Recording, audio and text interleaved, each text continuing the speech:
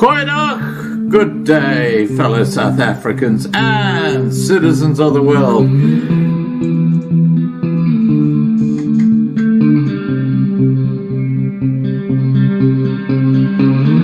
I've been looking around for salvation. I've been looking around for the truth. All around me I see frustration, and I looked all over till I found you. I sit and listen to your stories, and you're telling me, please don't worry. A lot in this world you should know, and love in life is where you should go. If you're looking for somewhere to go, if you're looking for someone to know, if you're looking for someone to guide you, then love in life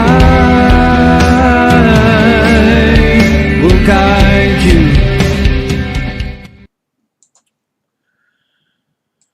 Goeienaand, good evening, fellow South Africans and citizens of the world, and welcome to tonight's live stream. Well, tonight it's going to be very different. We're talking about, the whole subject of relationships, and in particular with a focus on using equipment like polygraphs to actually help dig down to what the truth is. And of course, we've had Silke Kaiser on our live streams in the past, and she'll be joining us again tonight. So without any further ado, I'm going to get Silke on. And guys, remember, if you've got questions, please put them in the side chat. And also, if you haven't already done so, please register on lovinglifetv.com to be kept informed. Okay, here we go. Let's get Silke on.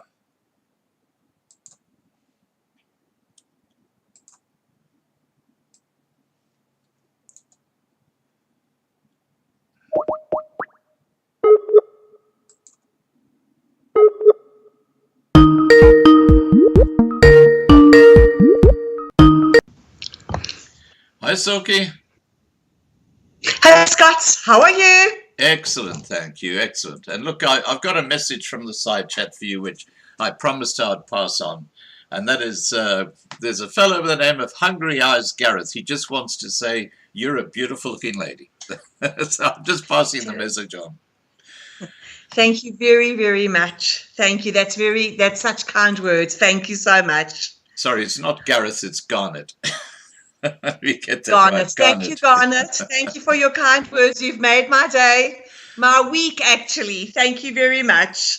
Now, Silke, here on Loving Life, we cover a wide range of subjects, from everything from the Ukraine war to the New World Order to COVID to you name it, we cover it. And I don't think in all the years that I've been doing the live streams, and we do about 300 or 400 a year, have we really got into this whole thing of family relationships. And I'm saying this because in the last week, this is our third live stream in the week on family relationships. It's quite extraordinary. We had one about a week ago with Rule Leach, and he's brought out a book about relationships, and we're talking about how men and women interact. And then just last night, I had a live stream with a lady, Amanda Kutsia, about her organization, Casella, which actually is a safe house for abused children. And, you know, it's just an extraordinary coincidence that now tonight we're talking again Yes. about relationships, but obviously with your particular focus on polygraphs and things like that. I guess being in your sort of work, you must deal a lot with relationship issues. Tell us a bit about that and why this is such an important topic today. I do. Emma, when women and men, but I'm going to talk about women because tonight I'm actually talking about women empower yourself. So no, I do not hate men at all. Not at all, Scott. I love men. I love the way you guys are so apt. I mean, you're born with knowledge, like you know that there's pipes in walls and that those pipes carry water. I didn't know that. So I drilled into the wall and I had a flood. And I didn't know that. So you guys are born with this information. So I actually think you might be a bit supernatural, but you are absolutely all awesome. So when I give this talk tonight, please know that I really appreciate men a lot. And I think that so many have so many to offer. But I'm going to focus my talk tonight on women disempowering themselves without disempowering men, and also disempowering themselves even without a man in their life. I want to talk about what happened to me last week, Sunday, because I thought this was very apt. On Sunday last week, I broke down in my driveway, my car. In my gym clothes, there I was, ready to go off and burn some calories. Turned the key and my car didn't start. Now, this is the first time that this has happened to me in years, because one of the ways that I empower myself is to always buy myself a brand new car.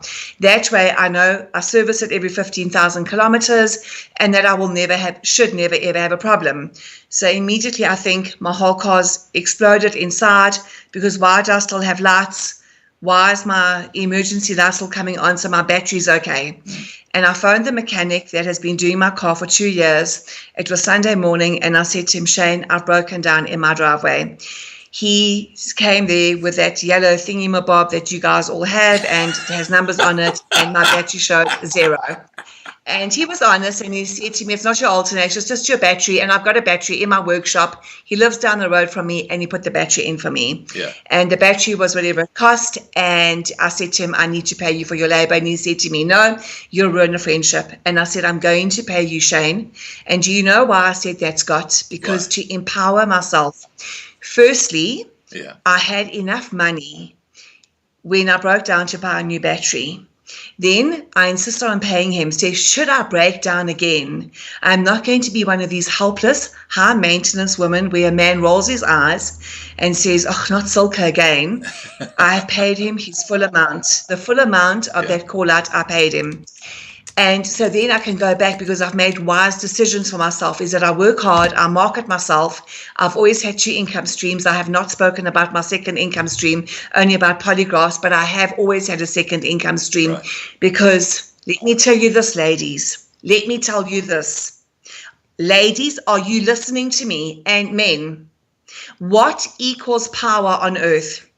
Yes, I know. God? Yes, yes, I know. Ancestors? Yes, yes, I know. Money equals power.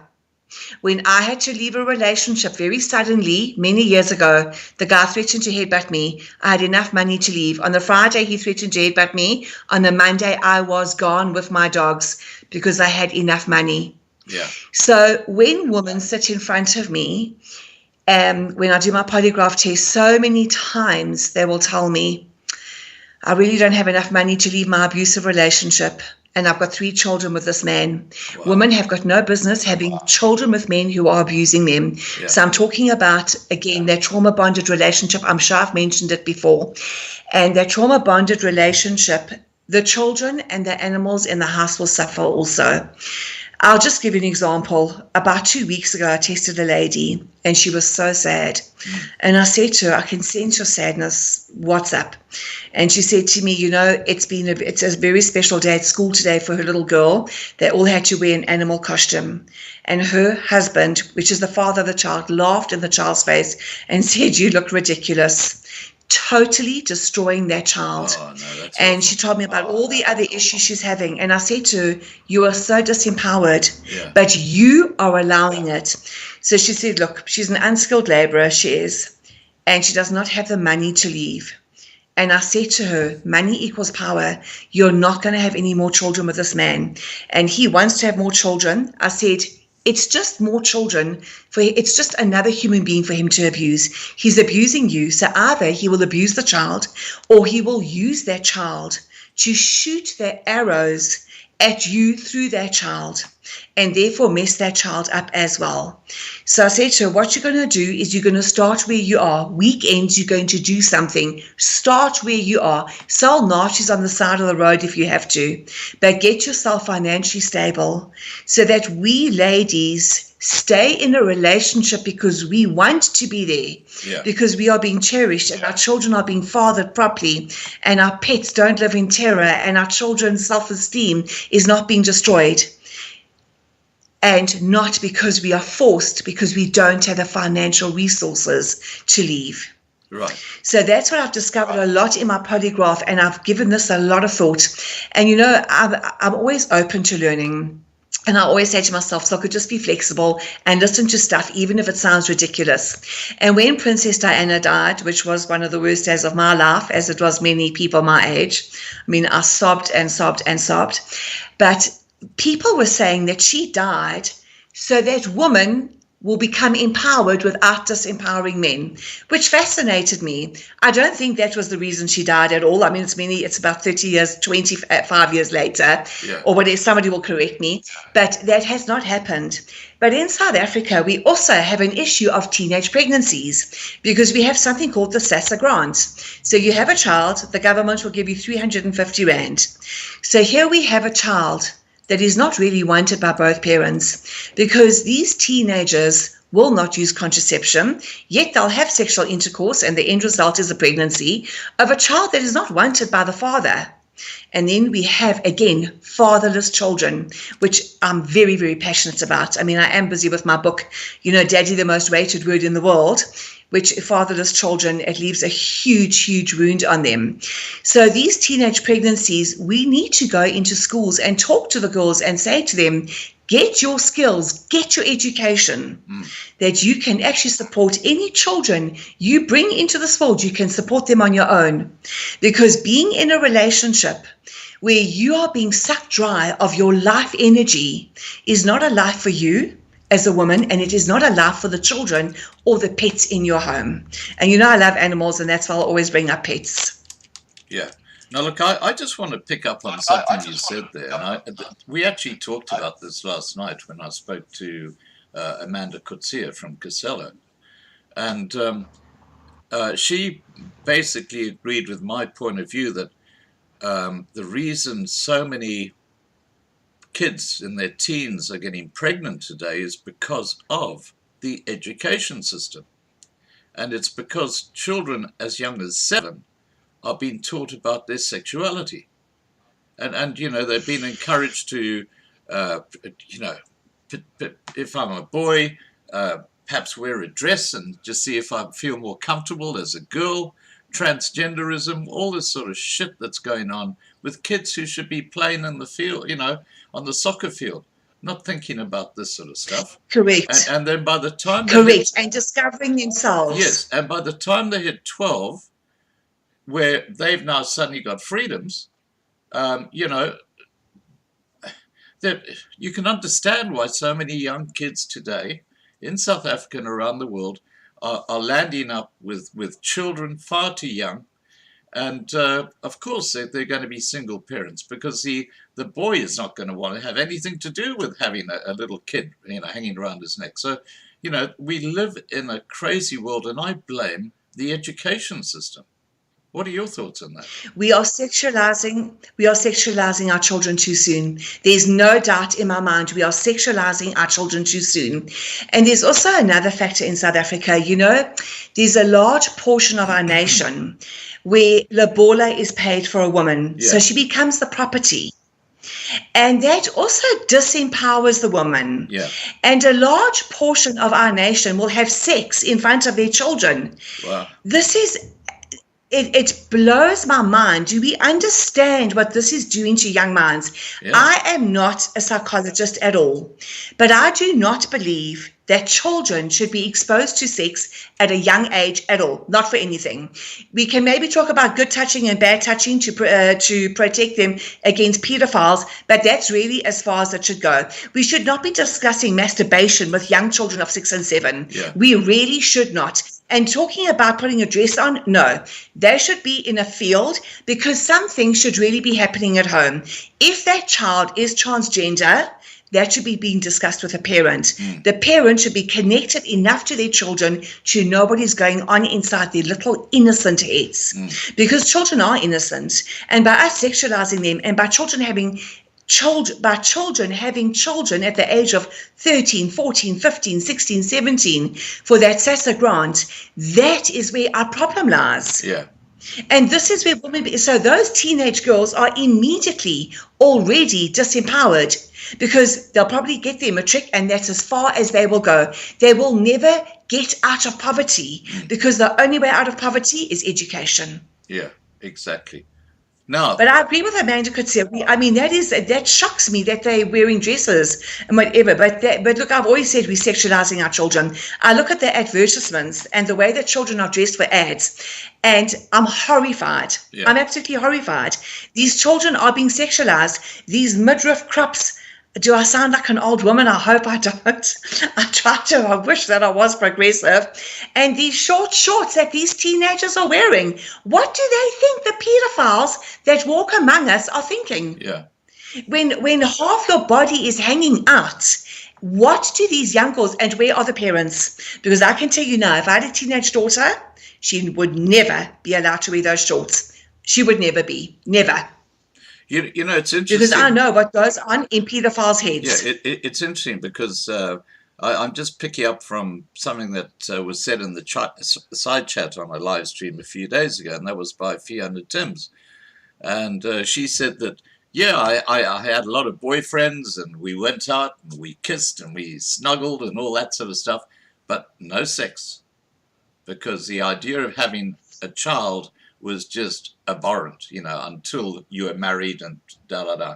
But things have changed since then. And I think one of the problems... Dramatically. I think one of the problems is that any child can go through their little phone, their mobile phone, and they can see all sorts of sex, you know, through the internet. It's all there. So where are the parents? Where are the parents, and where is that emotional connection to that child? Well, especially when you've got the teachers... Especially when you've got the teachers actually sparking that interest by what they're telling kids at the age of 7 or 8. You know, it is a vicious circle. Now, I want to move on, because the subject tonight is about disempowering women, but I thought I'd just get your views on the way kids are sexualized. Now, do you feel that men disempower women? I think that women can disempower men also. Yeah. So obviously I'm not a psychologist, but what I have picked up in my career is that if that relationship is toxic, and you know, Scott, most relationships are actually very toxic, or maybe it's just the people that sit in front of me that are toxic. It actually sucks the lifeblood out of that person. So because I'm talking about women tonight, but obviously men can also be victims of a narcissistic or sociopathic partner. Right. So if it's a woman, she has no space in her head for anything else really, but what her partner is thinking, waiting for the next criticism, because he will love bomb her, then he will criticize her, then he will discard her, and then he will hoover her. So hoover means he starts the process again. So that is the trauma-bonded relationship. And women become very disempowered by that relationship. And then they think, oh, let me have a baby with this man, because that will cement our relationship. I'm going to repeat myself. That baby is just somebody else for him to abuse, or for somebody to shoot his arrows through at you, the woman who is disempowering herself. The only way a woman can be empowered on this earth is really and truly through money. Love God, that's fine. Ask God to help you to empower yourself. But the only way to really be empowered on this earth, which is what I have noticed, is to be financially empowered. That you can leave if you need to. You can pack up your kids, you pack up the family pets, and you go and you have a place to stay because you have money. And I'll tell you something, that man will be less prone to abusing you if he is an abuser, because the power play will be even in your marriage or your relationship. Yeah. Because when that man is screaming at you and holding a gun at you, he knows you can't leave because you don't have the money to go. But if you've got the money to go, and he's probably isolated you from your family also, because that is what abusers do. So he knows you have nowhere to go. That gives your abuser, I'm not saying husband here, I'm not saying partner, I'm saying your abuser, it gives him a lot of power. Yeah. But women disempower themselves by making unwise decisions, because I don't have a partner at all, but I continuously strive to make wise decisions, that I always have enough money in my bank account so that when my car breaks down, I can afford that battery. Yeah. When I needed new earphones and I wanted kick-ass earphones for gym, 250 Rand, no problem. I bought them. But tomorrow morning, I will get up and I will work and I will do my best and I will market and I will do what I need to do. Yeah. Look, I find it interesting because you've never been married, have you? No. And No. I find, I've just lived picking with up you, what man. Garnet said, you're a beautiful woman. You're a very smart woman. And yet you've obviously made this decision that you don't want to get entangled in marriage. Is that because of... I make very bad Sorry, carry on. I make very bad. Okay, so I do make very bad choices in men. There are so many wonderful men out there. Yeah. So now we're getting very personal. But for those of you who read my book, Sex with Sociopaths, they will know my story. So we women, what I find generally is that we will be with somebody who makes us feel the way our fathers made us feel about ourselves.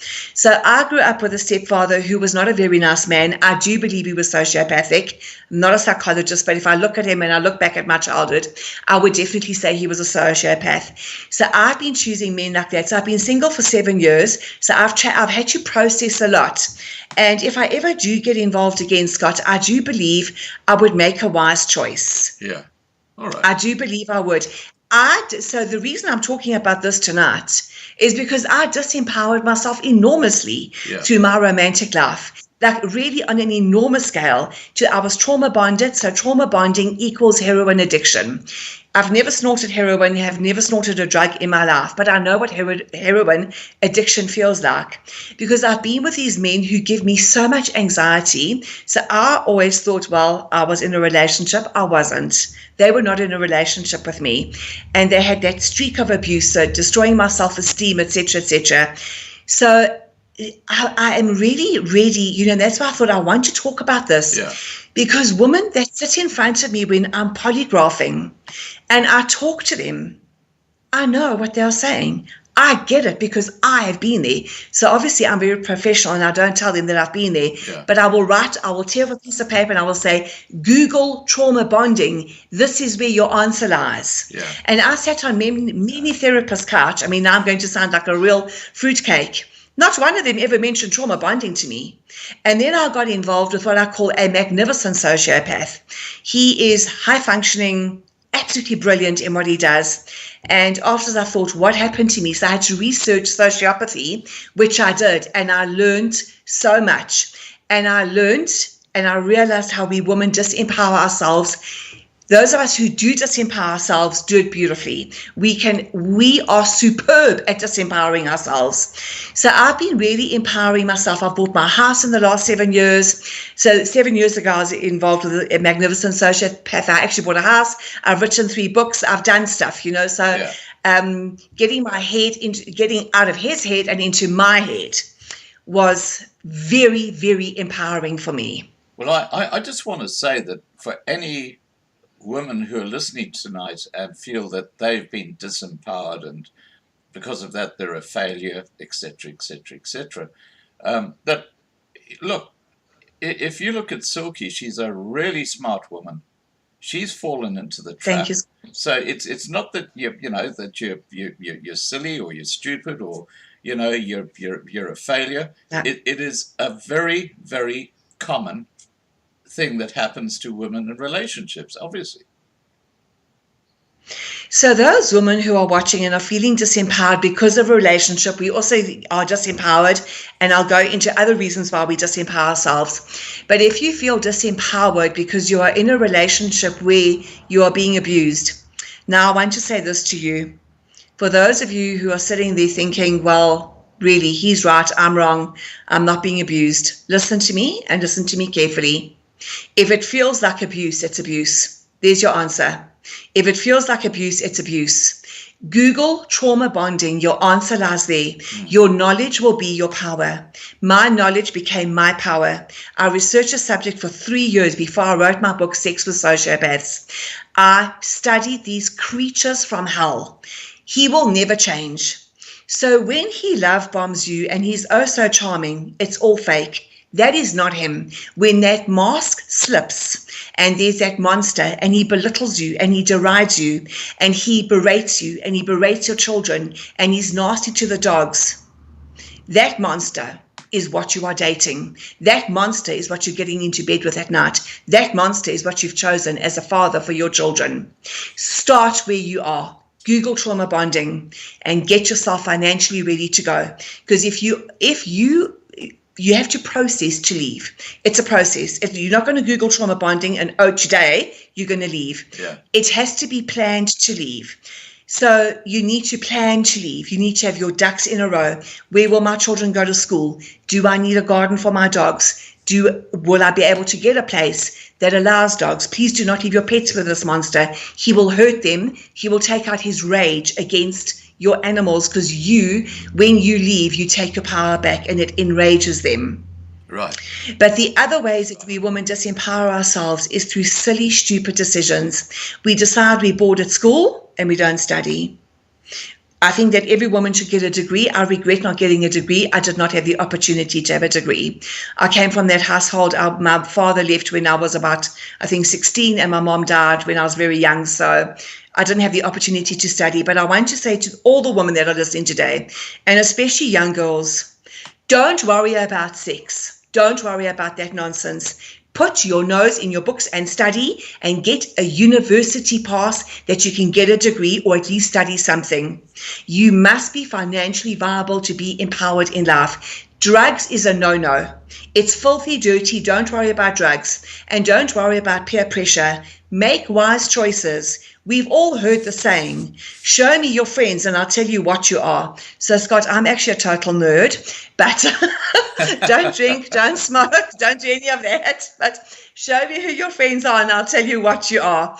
That is a very true saying. We women need to make such wise decisions for ourselves. And when we go out partying and drinking and twerking, is it called twerking or twerping? It's one of the two. It's nonsense. You are actually sexualizing yourself and throwing your body around. You need to understand that your body is very precious.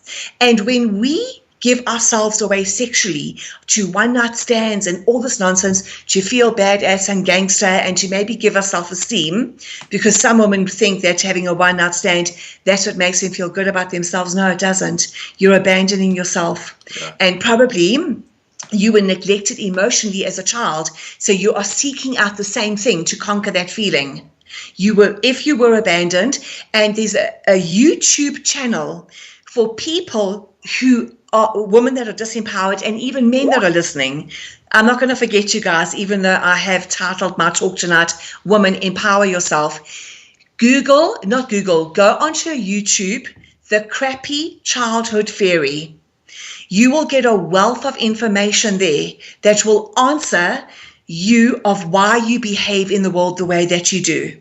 She has helped me so much. I mean, I'm 56. I've written a book about sociopaths and narcissists, and I listen to The Crappy Childhood Fairy, and I just shake my head and I go, wow, that's a pearl of truth if I've ever heard one. So that's another way that I empower myself, is that I listen to other YouTube channels about narcissism and sociopathy, so that I don't go back to disempowering myself through men. Yeah. Now, look, I just want to address the side chat. Guys, if you've got questions, or ladies, you've got questions for Silke, like Angela's, just put them into the side chat.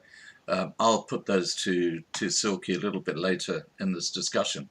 Now, Sure. When you talk about sociopaths, it reminds me of that book, Dr. Jekyll and Mr. Hyde. Remember that classic book where this person Oh, yes, changes, I do. I transforms? know it. I know Dr. Jekyll and Mr. Hyde, yes. Yeah, I mean that's what you're talking about. Reminds me of. Now you also mentioned about, So, yeah. Carry on. so sociopath will have, we women love to ignore red flags. We love to ignore those red flags. Yeah. People sit in front of me with the polygraph exams and I say, tell me about your dates, your first date. He told you he loved you on the third date. He told you that God made you for him on the fourth date. He told you you're soulmate on the fourth date. And he was talking marriage by the fourth date. And by the fifth date, you were planning how many kids you're going to have. So that's moving much too fast. And that's a red flag. And we women who have been disempowered, especially in our childhoods, love to disempower ourselves with that. Your gut is your best friend and you listen to your gut. Yeah. And it's very hard to break away from a trauma-bonded relationship. But a sociopath, fake charm. It's fake. And he mirrors you. So if you love cats, he will love cats. He will make you seem so compatible with him that you will wonder, my word, this is like a miraculous meeting. God, this is a destiny from God. No, it's not. It's not. This is a creature from hell. God had nothing to do with this meeting. And he will mirror you. That's all he will do. And there will come the fake charm. But so it's fake. So it's a fake charm, but there is no empathy whatsoever.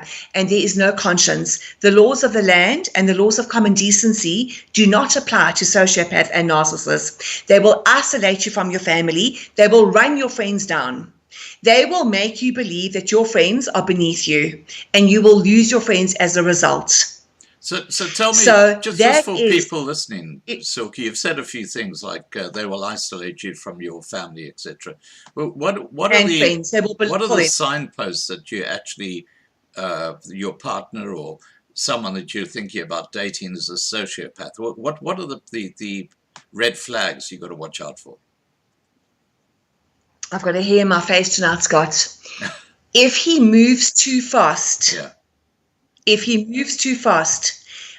might not be a sociopath, but that's not a healthy relationship. So I don't know if I should be talking about healthy relationships because I've never had one, but I do know a bad relationship. If he moves too fast, when he starts that covert or overt criticism. So for those of you who might not know what covert and overt is, I know your listeners are very intelligent, but we don't always know all the words in English. So overt is where it's out in the open. Don't like your hairstyle, cut your hair short. Or covert will be, you know, the woman that I loved last, and geez, I loved her dark black hair, and obviously I'm blonde. So that would be a covert criticism. Or maybe he would mention about your weight. Or he would say, this woman is beautiful. So a man that says another woman is beautiful, obviously that's going to have an effect on you. And then when you want to have a normal discussion about this and say, that hurts me a little bit, he will gaslight you, give you word salad, and make you feel as if you are crazy. So gaslighting is actually crazy making. And the word gaslighting comes from a movie called Gaslights, where the guy was turning down the lights and the woman would say, the lights had been turned down, and he said to her no, and he made her believe that she was going crazy. So when a man does crazy making, he would probably have some sociopathic or narcissistic tendencies. Again, I'm not a psychologist, but my research showed that sociopathy and narcissism, it runs on a sliding scale. So some people are more sociopathic or narcissistic than others. Are there any good men? And a narcissist... Oh, so many. Look at the guy that helped me with my car. My neighbors are wonderful. We've had no water for 3 days. I've had phone calls from, I'm the only single woman here. I've had phone calls from basically all my neighbors. Are you okay, Silke? Can we get you some water? I said, listen, I've carried a 25-litre drum of water today. So thanks, already done. No, there are, you know, when a man is wonderful, they really are just fantastic because they cherish women so much. And, you know, I even look at all my clientele, and I can honestly say to you that all my male clients, they obviously, I don't know what goes on at home, but they seem to be really awesome. Yeah. Treat me with total respect, and their staff, they treat their staff with respect. And when I deal with sexual harassment cases, Management does not stand for it. The male management, it's almost like they go into protective mode. I mean, I think it's almost like they want to go to a war with a sexual harasser to protect this woman. And then they'll say, you know, could be my daughter, it could be my wife, and we're not going to, and is suspended immediately. I mean, often the guy doesn't even get a chance to defend himself. He's suspended, and yes, I know there are some women who make false accusations, and that is really awful. But there are sexual predators out there. But my clientele, so yes, Scott, there are many wonderful men out there. And honestly, I genuinely like men. And because men have also got such a good sense of humor. I mean, men have got such a keen eye for the ridiculous, you know. Yeah. So I do really like men. Well, and I trust most men that I meet. Yeah. Now let's face it. Men are from Mars and women are from Venus. I mean, we're two very different creatures, aren't we? But I think that you men try to understand us, and we maybe don't try as hard to understand you because we're more emotional. Yeah. But most men are really great. I mean, if I had to walk into a bar right now, I know that all the men there would treat me with absolute respect, just because I'm a woman. If my next door neighbor who's a woman had to walk into a bar, she would be treated with utmost respect just because she's a woman. Yeah. You know, so I'm talking about women who are disempowered and who struggle in their lives, where everything is a challenge and everything just seems to be high maintenance. Those are the disempowered women. Yeah, I heard a really interesting explanation behind what makes men and women different. And it is, when I heard this, I thought, yes, that's it. You know what I'm thinking, Scott? But carry on. Let me tell you what this guy was saying. He was saying that men compartmentalize everything. So if a man is sitting down in front of his computer, he's in a box thinking about what he's doing. He's totally focused on what he's doing. So whether it's talking to his wife, he's totally focused on that. He's in that little box talking to her. If he's in front of his computer working, he's focused on that. You know, he compartmentalizes everything, which is why men have this ability to really focus on stuff. Whereas women, he suggested, have all these boxes open at the same time, and they're going from the emotional box to this box to the other box. And this is where the difference happens. What are your thoughts on that? I think he's on to us. That's what I think. But I also like to focus. But you know what I think it is? I think that men want, so in a relationship, men want a solution. Women want listening. So somebody put it so nicely to me. She was actually happily married. And she said, I say to my husband, now we're just listening. So she just vents, he listens. Today she'll say we're listening and we are solutioning, or we are just solutioning. So I think that sometimes women, we just want our feelings to be validated. Yeah. We just need to be told, you've had a hard day. I understand. Yes, your boss was too hard on you. Yes, the kids have been playing up today. Just validation and acknowledgement. I think that's very important for us women. Maybe some women can comment, maybe I'm wrong, but I think that would be important for me. I think the lesson that men can learn is that if they're in that box, like, maybe they're in the garage working on something and the wife comes in and says, oh, darling, this happened and the other happened. And he says, not right now because he's in that little box. I think the lesson that can be learned here is that the guy should say, break out of that little box and listen. Just listen. Scott, I think you're a very nice man, because I think that women should maybe just realize the man is under the car, like leave him there. You just leave him there for now. He's actually busy. So, I think that most women would really just leave the man there. But I think that if men would just acknowledge our feelings more, then maybe a lot more. You see, let me talk about our sex lives as well. So I think that women, and many women I've spoken to have agreed with me, we still need to feel courted. Yeah. We still need to feel as if we are being dated. We come home from work, we're tired, we're hot, we're sweaty, we're going to do the dishes, we're going to do whatever, and there's no courting, there's no, kind, sweet, almost I want to use the word love bombing. It's a terrible word, but love bombing. to make us feel special, because that is what makes a woman ready for sex. I mean, I've gone way off the topic now. Now I'm talking about a sex life. I should be talking about women empowering themselves. But guys, nothing surprises me, Silke. Date your wives.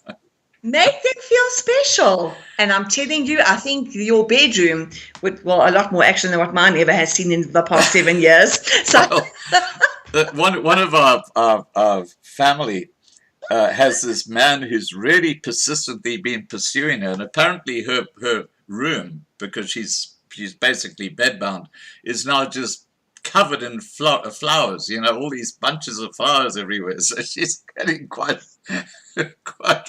so that might be a bit of a red flag. So right there, I'm thinking, is this a red flag? Is this not too much? Because I think there still has to be that boundary. Yeah. And when you first dating, it's a very awkward time, a wonderful, thrilling time, but also an awkward time. And I think that's when we women, obviously men as well, but I'm trying to talk about women and trying to get off.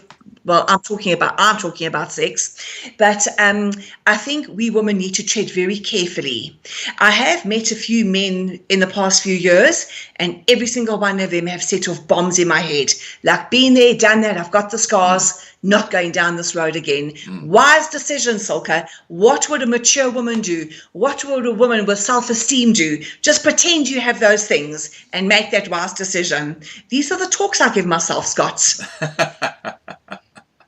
And look where I've ended up. My battery died. And if Shane was not around, my insurance company, I have got that part where I've got roadside assistance. Yeah. Okay, they would have had to come to my driveway, but I would have been okay because I made a wise decision, paying extra. I've got full car insurance. If I break down, I'm fully taken care of. Yeah. Now, okay, I just a while ago, and we got right off the subject. Just a while ago, we were talking. So off the subject, but that's okay. That's it's a okay. Sunday night. Yeah. Just a while ago, you mentioned about childhood and growing up. How does a bad relationship affect children? Because, they'd be witnessing this in the home. Okay, so if that relationship is toxic and there's a lot of jibes and a lot of arrows being thrown between the mother and the father, Oprah Winfrey put it so nicely, it changes who your children are. They learn, so firstly, they will always be on tenterhooks, your child. Your child will not feel freedom in its home. That home is not flexible, and that home is not a safe space. So children need a safe space in which to grow up. And when one parent or two parents is being abused or are being abused, it is not a safe space for that child. And that child will carry the scars. Children are not resilient. They are vulnerable and they are innocent. And what they should be seeing is a happy, loving couple that respects each other and in turn respects the child as well. Because parents, we can mess up sometimes. Listen to me, like I've even had a child. But I firmly believe that if a parent messes up, you can go to your child and apologize. Yeah. So it has such a profound effect. And when they go to school also, it's almost like they're carrying a chest full of secrets because they can't verbalize what's happening at home. They don't know. They have that feeling, but they don't have the vocabulary for it to say, my parents are fighting a lot and it makes me scared. And especially if they're shouting, because shouting equals violence for children. Children will hide under beds, they'll be petrified. You get little boys trying to defend their mother. And then those children are turned into parents. And people will say, oh, you would be so mature because you had to grow up so young. No. Last week, I did tests. Let me tell you about these tests. So I had to test. There's a lot of theft in this company. And we were going to test 3 people only. And we decided to put a 4th person in. So I have all 4 of them standing in front of me, 4 ladies, all young ladies. And the youngest of them, I'm going to call her Julia. She's going on 20. Pulling faces, as I'm explaining to them, being all dramatic. And then she says to me, but so-and-so isn't part of this. So I said to her, you will not tell me how to do my investigation. You don't call the shots here. You got a problem that I've called her into this investigation. You go to the boss and complain about me. So I was very hard on her because I could see how immature she was. So I called her in first and I sat her down and I said, Julia, what is your story? Tell me, did you have a strong father figure? Because I don't know if I've spoken about lack of strong father figures has a profound. So the leading cause of crime across the world is the lack of a strong father figure in childhood. But there are millions and millions and millions and millions and millions and millions of people who do not have a strong father figure and do not become criminals. But if you go to the prisons, I don't think there'll be one prisoner who can tell you I had a strong father figure. So she told me about her chaotic childhood. Mother has 3 children with 3 different fathers. Chaos right there. She had a stepfather for 2 years who entered her life, loved her, left, never contacted her again. Abandonment. She does not know her own father. Again, abandonment, doesn't know who she is, no sense of self. I said to her, Julia, you're almost 20 and you're acting like a 2-year-old. Here you're pulling faces. Not everything has to be dramatic. One of my questions in my test is today Tuesday? She rolls her eyes like she's thinking about it. I closed my laptop and I said to her, listen, I'm not doing the test like this. You will act as if you are 19 years old. You are not 2 years old. You will act as if you are mature. Right. I don't think you're stealing because it definitely wasn't her. But so she then said to me she had to become the parent from grade 5, which is standard 3 to me because I'm nearly 57 and I still think in standards. And I said to her, so I'm going to tell you what your problem is, Julia, right there, because you did not have any adult to guide you through your emotions. You stayed at that age. That is what research has shown. So they stay at that age. When people start using drugs as well, they stay at that age. They don't go through the rites of passage emotionally. So I had a long, long chat to her. She was in tears, floods and floods of tears, because I don't think anyone has ever looked at her and seen her the way that I saw her. I don't think she's ever been seen, because children need to be seen by their parents. They need to be acknowledged. Oh, you're good at writing, you're good at this, go to some of these sports games and all that. She had none of that.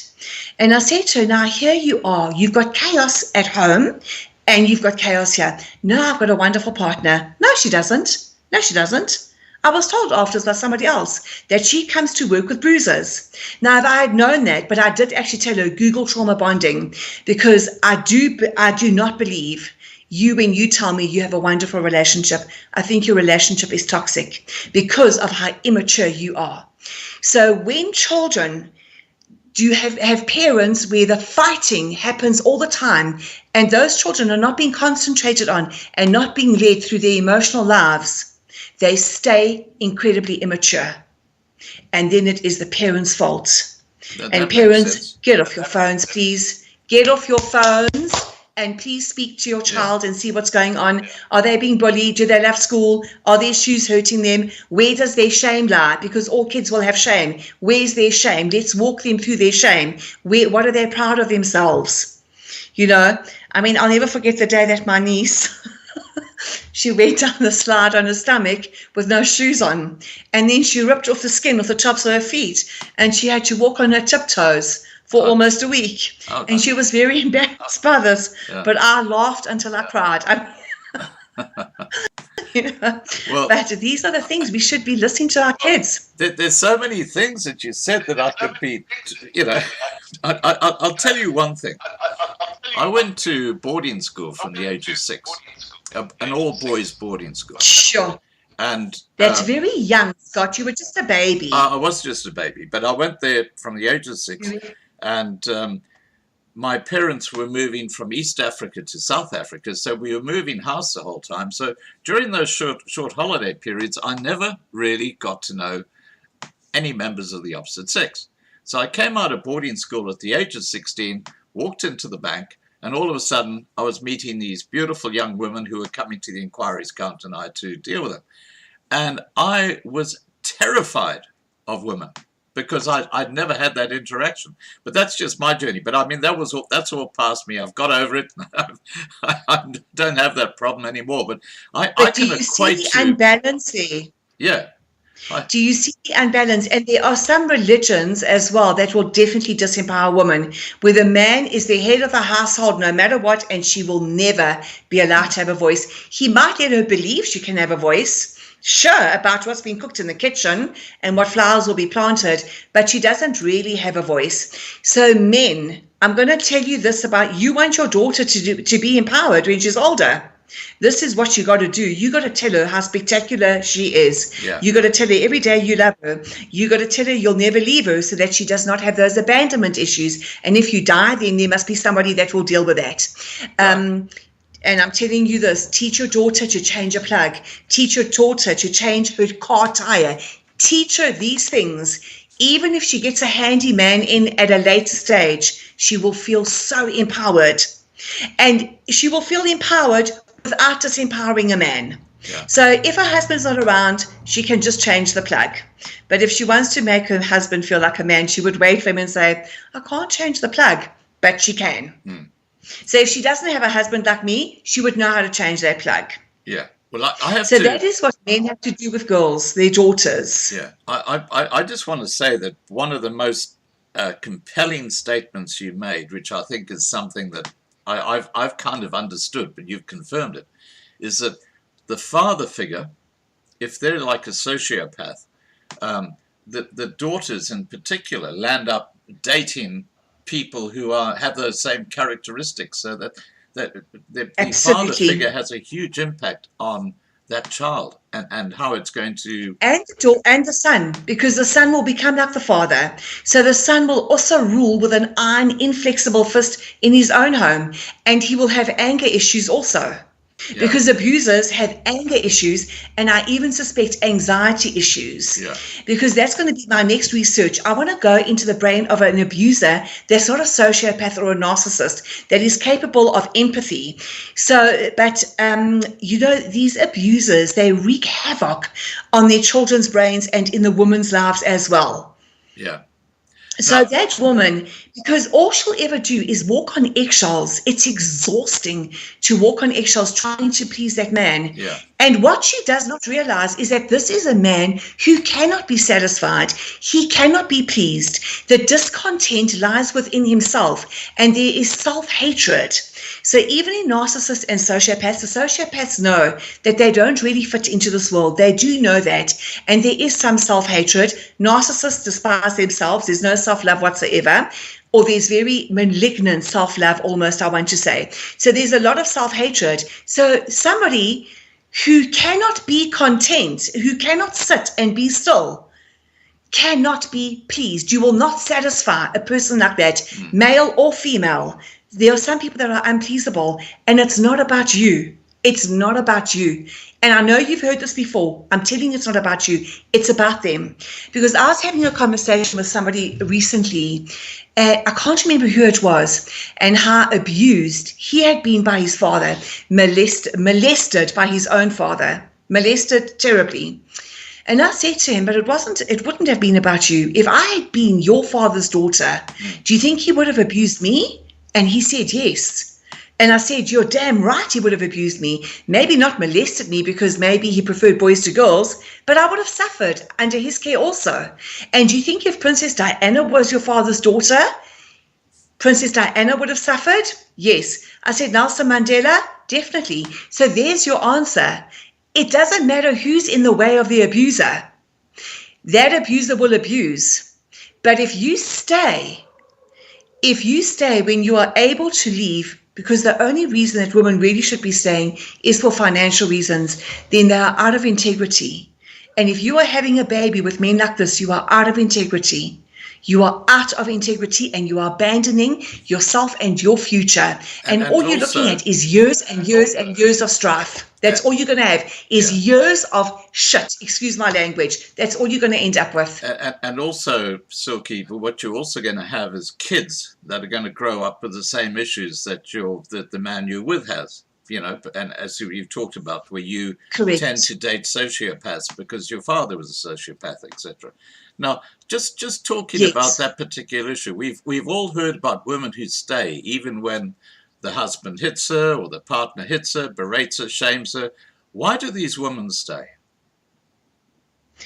It's called trauma bonding or the betrayal bond. This bond is like super glue, because the binds of chaos bind much tighter than the binds of love. And research has shown that this relationship, it has the same effect on the brain as heroin addiction. These women become addicted to these men, that there is no headspace for anything else, not for their work, not for their children. There's no real headspace for anything else but this man. So he will love bomb her. He will tell her how awesome she is, then he will criticize her, then he will discard her, which means he either disappears emotionally from the relationship or physically or even sexually, probably sexually as well. And then he hoovers her, it starts again. That whole cycle starts again. So let me go through it with you again, ladies and gentlemen, for those of you who are going through this. Love bombing, it's devalue, discard, hoover. Hoover means it starts again. So those love bombs are like golden drops of love, and that's where you get your high. It's fake charm. He doesn't mean it. Whatever he's saying, whatever she's saying, it's not meant. Look at the actions. If he hits you the first time, it's his fault. The second time he hits you, it's your fault because you were still there. And you need to make sure that you have the money to leave. You get your education. You get that job. You have enough money in the bank. There's no joint bank account. Do not get married. Community of property. Do not. Actually, marriage should be like a business transaction, that your future is secure should that marriage fall apart. Should he or she cheat? Should he or she die? Should he or she start abusing you? That you can walk out and have your money to go, and you can lick your emotional wounds, because it's far easier to lick your emotional wounds when the rest of your life is set, when you have structure, when you have an apartment with a bath and a kitchen, than staying on a friend's couch and feel like your whole life has fallen apart. At least you've got one part of your life that is working, and that is your financial part of your life. Yeah. And people underestimate the financial part of life. It is so important to have financial security, because it does empower you in every part of your life. It does. So if, let's say my dog gets sick, I've got enough money to take my dog to the vet. I had to put my little one down about 2 months ago. Spent a day at the vet, put him down the next day. I had the money. So I could deal with that loss. And I didn't have to also worry about the money, because I've worked, I've done what I need to do to build up my business. My second income stream also does up and down, whatever. But I empower myself all the time by making wise decisions. And let me tell you, Scott, I've got my own house now. I live in my own house. Okay, the bank owns it. But no one's going to tell me what in my own house. Ladies, if you own your own house, no man's going to come into your house and tell you what. Yeah. You're going to tell him, excuse me, please leave. This is my house. And keep your kids safe as well. They don't need to see the abuse that goes on in toxic relationships if you are in one. Well, I just want to quote one of these beautiful old sayings that I love. And it is that it's better to have loved and lost than never to have loved at all. I mean, I think that's a beautiful and true saying. And I think it's wonderful when people have that perfect relationship. They just love each other to bits 40 years down the track. And there are cases of that. And that must be the most empowering thing for both the husband and the woman, and of course the children, because they are the beneficiaries of that relationship. 100%. Dr. Phil always says it's your soft place to fall. And the crappy childhood fairy, whom I just love, she says, marriage should be filled with just good cheer. I do think that sometimes we come home and we're really irritated, but just to greet our partner and be full of good cheer and in a good mood, and to validate and overlook the irritating habits. And we don't, that the toxicity and that dysfunction, it has such a profound effect on children. And it is disempowering for the whole family, because those children become the carriers of secrets. So where you say, and there are marriages like that, I'm sure there's millions of them, that where there's mutual respect, those children will end up in marriages like that as well. Yeah. And you know what research has shown? That if somebody has been in a functional, happy marriage, and for some reason their partner passes away, they are far more likely to get remarried and have that same kind of relationship, that happy, functional, soft place to fall relationship. Sorry, Dr. Phil, I'm stealing your words here. But that's what he says, your soft place to fall. Now, one thing... But, you know... Yeah, carry on, sir. I was going to end, I know we're not ending, but I want to say something because I think this is the right time to bring it up. And I always tell people this. I know the secret to human happiness. And here it is. The secret to human happiness is self-esteem. And in order to have self-esteem, we need to do esteemable things. So can I repeat that, Scott, for those who didn't get it the first time? Yeah. The secret to human happiness is self-esteem. And to have self-esteem, we need to do esteemable things. So whatever that means for each person, so what it might mean for me might mean different for you, Scott. You know, I know if I go to gym, it does for me with self-esteem. It's a goal that I've set and I've actually gone and I've actually worked out. Like that gives me self-esteem. And to be honest also. So those are, and if I go into a shop and something hasn't been charged, I will always go back because otherwise I know I won't enjoy eating it. So that's esteemable for me. It's not for me to tell anybody else your moral compass. You cannot have self-esteem when you are abandoning yourself by staying in a relationship where you are being abused and criticized. He may not criticize you. He doesn't have the right. He can talk to you, sure, and say, listen, I don't like it when you do this and that, and then you'll have a normal conversation. But criticizing, he doesn't have the right. Belittling the children, he never, ever has that right. I don't care how bad his day has been. He may never belittle the children. He guides them, he loves them, and is emotionally connected to them. He may not belittle the children. It's abuse. Yeah. Now, and it destroys his self-esteem as well. Chest full of secrets. Yeah. Now, somebody said that to me. I want to turn to your career, which is the polygraph, because I mean this is something we haven't touched on yet. In your polygraphing career, have you spoken to people? Well, you have spoken to people from all walks of life. Have you found that there is a growing trend for single-parent families, and if so, what are the causes? So many mothers say, I'm a single mother. And then I want to shake her and say, you know that you're accountable. Then they'll refer to the man as a sperm donor, that bastard. But they had fun making those children, didn't they? And she's a single mother. And then I get very firm and I say, but you need to be accountable for the decisions you made. You need to work hard, work your way up in this company that you can financially afford your children and stop fighting with this man. Go to maintenance court. But so this is what happened in South Africa. In the 1900s, when we first started mining in South Africa, all those men left their kraals and they came to work in the white man's mines. And I'm saying it like it is. Shoot me down if you want to. This is the truth. Leaving all those children fatherless. This trend continues today. How many children are sent home to Limpopo, to KwaZulu-Natal, to be with a granny, to be with a grandfather? Because poverty is still rife in South Africa and the parents need to work. So we have fatherless children. We have children who don't have a mother or a father that are involved in their lives. Yeah. Some parents don't even know where their kids go to school. And this is why we have a nation of disempowered women. They are so disempowered. They have not had a strong father figure.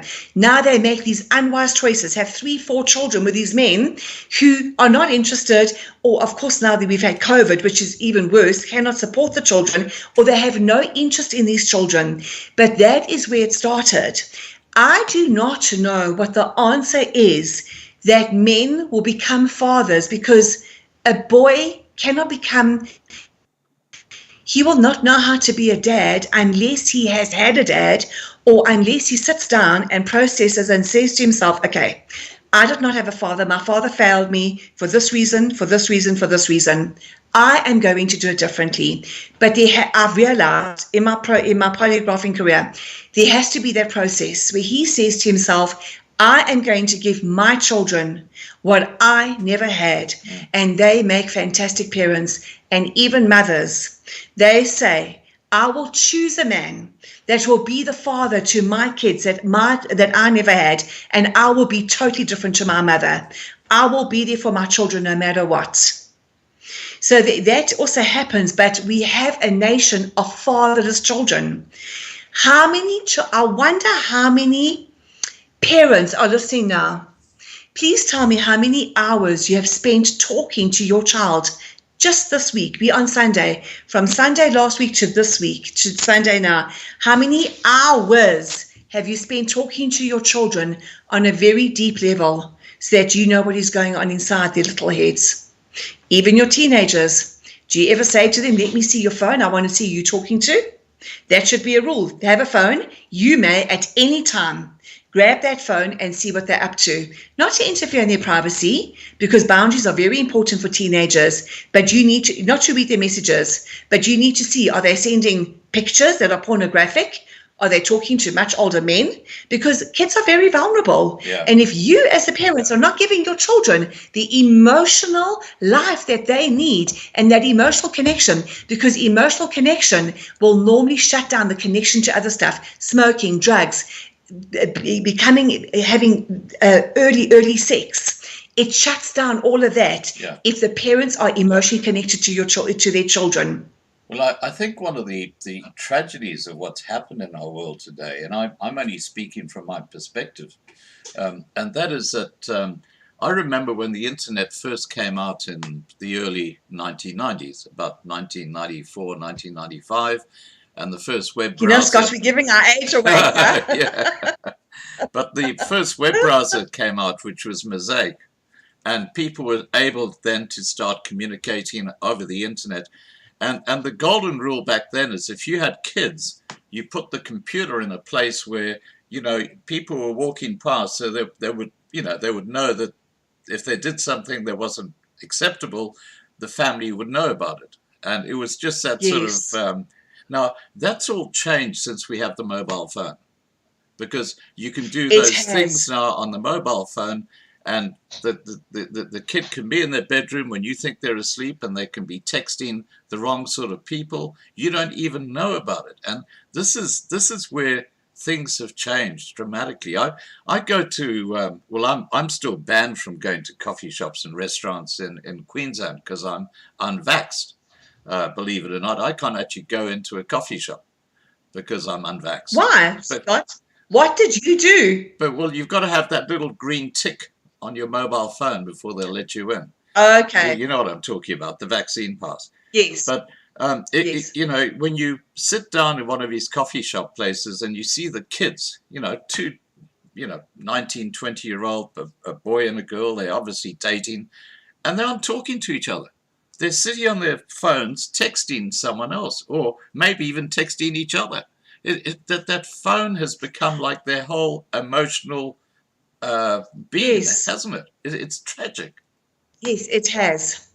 And you know, there's a place here called Santon City, which is in a very expensive area. Yeah.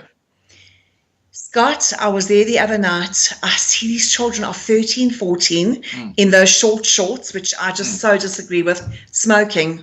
And I'm like to myself, where the heck are the parents? Like, please bring those parents to me. I want to give those parents a talking to of note, because that's what those parents deserve. How dare they not even know what their child is doing? And if their child is doing that, how dare they allow that? Yeah. When you are a parent, you bring that child into the world, you see your commitment through, all the way through. You don't have the right to abandon your child. You don't have the right to not be talking to your child. You don't have the right to not know what is going on in your child's life. And when your teenager shuts you out, you still need to know. You need to ask, how was school? And you need to listen. Yeah. And you need to give them, if they deserve punishment, you take their phone away. We've got to be invested in our children, because then we have empowered adults. They will be empowered. They will have impulse control, and they will have discipline as well. You know what I think? And then they will not be having babies at young ages and totally disempowering themselves and those children. You know what I think the tragedy is, Silke, that parents give children mobile phones at far too young an age. You know, they shouldn't, rather like you can't go into a bar till you're 16, for their own emotional well-being, they shouldn't be allowed to have a mobile phone till they're 16. Because that way, I agree. Maybe even a bit younger, because but you've got to, it's got to be controlled. yeah, But if that emotional connection is there between the parent and the child, it will shut down a lot of the other connections yeah, to whatever they're going to find on that phone. yeah. Because I think right now in the world today, it's the children who are becoming emotional basket cases because they've lost that human connection. They have. How many of you parents have told your child not just love you, not just like a throwaway love you? How many of you have looked in your child's face and said, I love you? How many of you parents? I'd like to know. Yeah. How many of you have done it? And if you haven't done it, please go now and tell your child that your child is completely spectacular and you love that child, and how's your child doing and what's going on at school. What was the worst thing that happened this week at school and what was the best thing that happened this week at school? Yeah. Because children need that, and teenagers, even though they scoff and whatever, they need it, and it makes them see. You see, because children are not being seen, parents don't see their children anymore. They just give them money, they give them their phones, drop them off at Sanson City, then the kids are out of their hair. It's a no. Yeah. That's not parenting. Yeah, no, I totally agree with you. So, look, I've got one final question I want to put to you, Silke. Then what I'm going to do is I've got a bunch of questions people have asked in the side chat that I'll put to you, because obviously this is a topic people have a lot of interest in. Some of the comments in the side chat, very, very interesting, believe me. Now, how do we fix this problem of fragmented families? Simple question. I don't know. I think it's going to have to start with parenting now. The parents are women making wise choices with with what fathers, who's going to father their children, and the men making wise choices, who is going to mother their children. So you need people who have got their heads together to become parents. And I really think that there should be TV programs about parenting skills as well, that are easily accessible to all and sundry, and how to make wise decisions. To drink, so many fathers drink every weekend. And then I say to them, do you want your daughter to marry a man that drinks every weekend? No. So why are you doing it? So I think it's going to have to start there. But where one starts with the ANC, I do not know. Right. They're not getting anything else right in South Africa, are they? No. I totally get that. Now, look, I've got... Exactly. I'm going to just throw these questions at you. And there's one here which I had to read it a couple of times before I realized that, hello, is that your doggy? Oh, yes. Oh, is he on the camera? Yes. He's photobombing me. Yes, his name is Ricky. And he agrees hello, with Ricky. everything I say. Hello, Ricky. Is it an Alsatian? He's an Afrikaner, so he comes from a township, and they call him Afrikaner. So I think he's got Alsatian and a little bit of greyhound and a lot of magnificence in him. So he's a mongrel. He's a mix. A total mongrel, complete and utter. I love mongrels. Okay. He is magnificent. Okay. Now, Angela Reed has fired a few questions. So I'm going to read them all out to you and let you respond. She says, can you ask Silke about abuse caused by someone with NPD? I don't know what that is. Do you know what that is? NPD? I don't know. I don't know what that is. MTD. I don't know what that is. No. P for Peter, D for donkey. NPD. And how she deals with it as these people are pathological liars. And then she goes on and says, how do you get these monsters, sociopaths that abuse their partners like this behind bars? And then the final question, and this is the one that I had to read a couple of times. She says, Scott, as a narcissist, how do you live with yourself? Or in general, how do you relate to the world without empathy in your heart?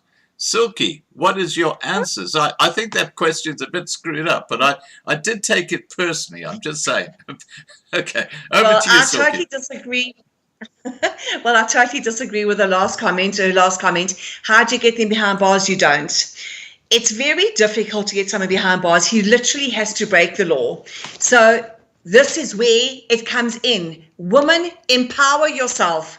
Don't get involved. Walk away. Have enough money to walk away. Have enough money to change provinces. We know how many of us women are being murdered by our partners. We know how many of us are being murdered.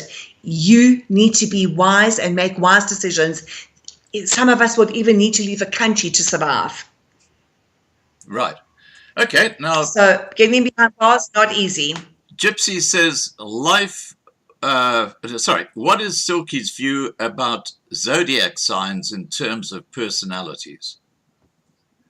So, you know what, Gypsy, you're onto me, hey? You're onto me. I've been watching the astrological signs about Ukraine and how accurate it is. So, yes, so I do believe in zodiac signs, but it's not just like a Leo and a Scorpio will get on. I think there is some truth to it. I myself am Leo. I think with a bit of stubbornness running through me. But, you can't just say Leo and Scorpio get on. I think there's a lot more to it. It is also our upbringing. It is where we bear our shame. It is where's our toxicity, where's our pride, and all of that. That is what makes people compatible. Right. Okay. And then Shirley Dewhurst has said, has a sociopath got a mental illness? No. So it is the way that their brain is wired.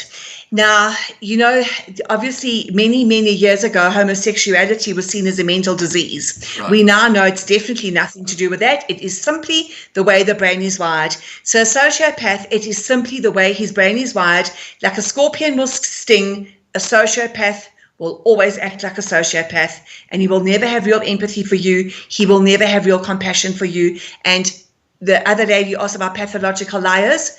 You can't have a relationship with a pathological liar because all relationships are based on trust. How can you have a relationship with anybody, even a friendship, or even if it's your sibling, if you don't know if that person is telling the truth? We all tell white lies, by the way, all of us. Nothing wrong with that. Society survives on white lies because we can't all be rude and say, I don't like your hairstyle, think this, I think your dog is not as amazing as what you think. So we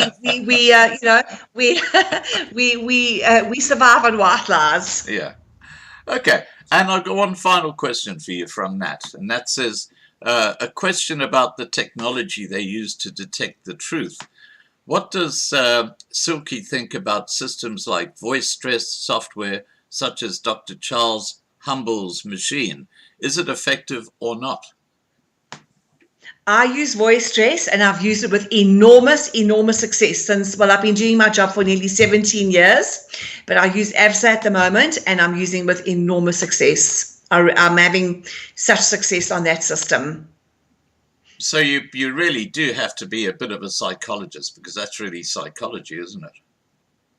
Well, my chart tells me what I need to know. So we do charts. So I can't go to the CCMA and say, oh, well, Madam Commissioner, I had a feeling that he was involved. No, I've got to prove somehow that, that I've done charts and I asked these questions, and that's what the CCMA look at. So obviously I would get my gut feeling if somebody is involved or not, and that just comes from years and years of experience. Right. But I only ever go by my charts. My charts must tell me what the answer is there. Well, I've got a comment in here that I'm just going to, because we covered just about everything on this live stream tonight. So Jonathan Shepston says, I think Silke is hot. I love dogs and can fix cars. Thank you, Jonathan. Hang on, he hasn't finished it. I love dogs and can fix cars and will do plumbing. So I don't know where that's going, but... I know, Jonathan. Oh, do you? Oh, okay. Oh, well, okay. I will be WhatsApping him as soon as we're done here. All right, well... okay. All right. I just want to warn you, Silke, that quite a few people who met on Loving Life through the side chat are now married. And we got about 3 or 4 couples who've actually met on the Loving Life side chat, and they've landed up being married, and they're all very happily married, which is lovely. Yeah. Scott, are you married? Am I married? I'm joking. No, Yes, I'm joking. I've been single for 6 years, and Okay. I have. I'm a disaster in a relationship. I really, yeah. Look, I just sort of lick my wounds because it hurts when something goes wrong, and yeah. Yes, So it does hurt. yeah, And we can't all be brilliant at everything. yeah. We can try, but yeah, we all have Yes. our failings. Yeah. We do. All right. And that's okay. Silke, thank you so much for joining us tonight. It's been a Thank pleasure you, talking everybody. to you again. Thank you. Thanks, Scott. And look, See you soon. yeah. Okay, And then. before Bye-bye. you go, is there anything Oh, you'd like yes. to say to people just in wrapping up this live stream? I think just ladies, study, think about having your babies later on in life and stick to making wise decisions. That's all I want to say. Be independent. Yes. Okay, so what we're actually saying to women is that before they get into a serious relationship, they should have that degree of independence where if something turns pear-shaped, they're not stuck in that relationship. 100%. That's Okay. it. So that's a message. Okay. All right, guys. And Fiona Thank Tim you. says, single is best. This is a lady who's getting all the bunches of flowers, by I the way. agree with you, Fiona. All righty. Take care, Silke. It's been lovely chatting to you. Thank you, Scott. Okay, bye-bye. Cheers. Bye for now. Bye. All right, guys, that was Silke Kaiser, and it's always an absolute delight talking to Silke. She's obviously got a lot of experience and life lessons, and often they're far better than university courses or degrees because you actually see what's happening. All right, now I'm going to wrap up the live stream there. I'm going to go out with Hier Bly Ek Boer, as we have done in past weeks. Have a great evening, and I think tomorrow night I have a break, guys, because this is Sunday. Monday and Thursdays I have a break from live streams unless something really big comes up, and then we do that on those nights. Have a great evening, and I will catch up with you again soon. And here comes Hier Bly Ek Boer. Okay, let me get that up.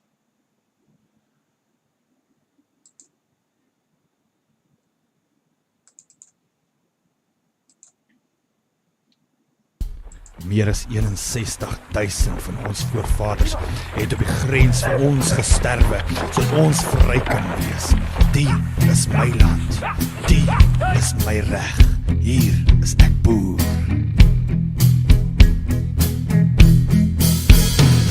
Van stof is ek gemaak en sal ek terugkeer. Die Bybel is die woord waaruit ek leer, soos die grond op die aarde. Hier bly ek boer.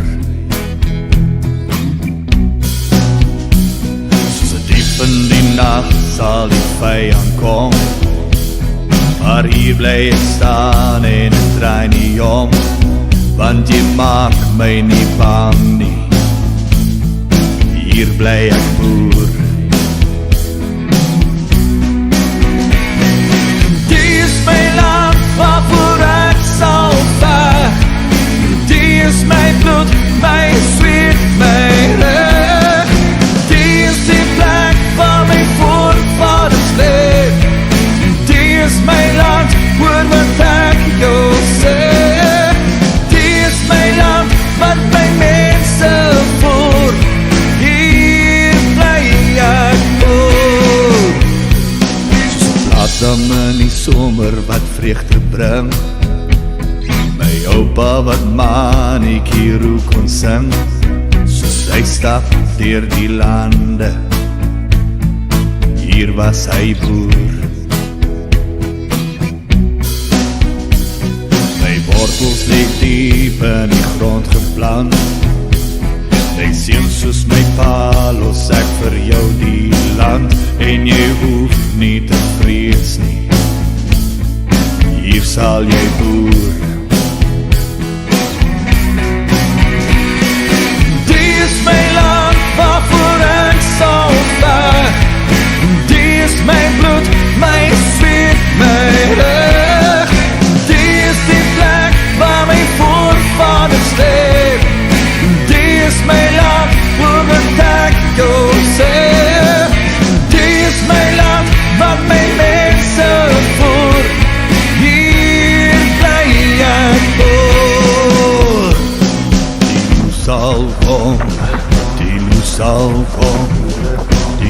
sal kom, die lief sal kom, die lief sal kom, die lief sal kom, die lief sal kom, die lief sal kom, die lief sal kom, die lief sal kom.